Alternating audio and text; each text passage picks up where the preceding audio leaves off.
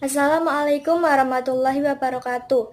Perkenalkan, nama saya Wulandari, absen 36, kelas 10 TKL 1. Kali ini, saya akan membahas sosok ulama besar penyebar Islam di Tanah Jawa, yaitu Sunan Gunung Jati. Yuk simak videonya. Awal kehidupan. Sunan Gunung Jati lahir sekitar tahun 1448 Masehi di Mesir atau Palembang, tergantung pada sumber sejarah yang dirujuk. Nama kecilnya adalah Syarif Hidayatullah.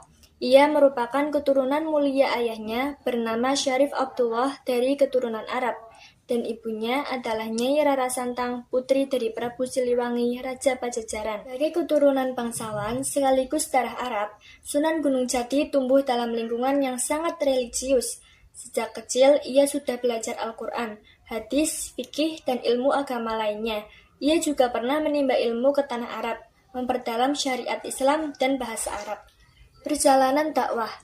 Setelah dewasa, Syarif Hidayatullah kembali ke Nusantara dan memulai dakwahnya di Cirebon sekitar tahun 1470-an. Saat itu, Cirebon masih di bawah pengaruh kerajaan Hindu Pajajaran. Dengan pendekatan yang bijak, santun, dan penuh kearifan lokal, ia berhasil menyebarkan Islam secara damai. Ia dikenal karena tidak memaksa, tapi justru memikat hati masyarakat melalui teladan baik, pengobatan, dan akhlaknya yang mulia. Beliau juga memanfaatkan jalur perdagangan dan pernikahan politik untuk memperkuat dakwahnya.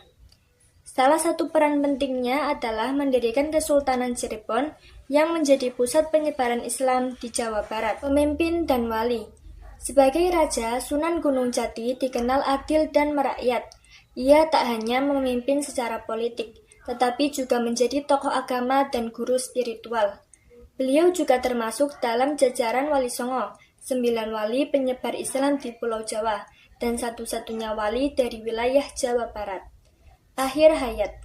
Sunan Gunung Jati wafat sekitar tahun 1568 Masehi, dalam usia lebih dari 100 tahun. Makamnya berada di Gunung Sembung, Cirebon, dan hingga kini menjadi tempat ziarah yang ramai dikunjungi. Di kompleks makamnya terdapat perpaduan budaya Islam, Jawa, dan Tionghoa, menunjukkan luasnya pengaruh dan jangkauan dakwah beliau. Warisan. Warisan Sunan Gunung Jati bukan hanya berupa bangunan atau kerajaan, tetapi lebih dari itu. Ajaran Islam yang damai, toleran, dan penuh nilai luhur. Beliau mengajarkan bahwa kekuatan sejati terletak pada akhlak dan kebijaksanaan, bukan kekerasan. Itulah kisah singkat tentang Sunan Gunung Jati, sang penyebar Islam dari Cirebon. Semoga bermanfaat. Terima kasih. Wassalamualaikum warahmatullahi wabarakatuh.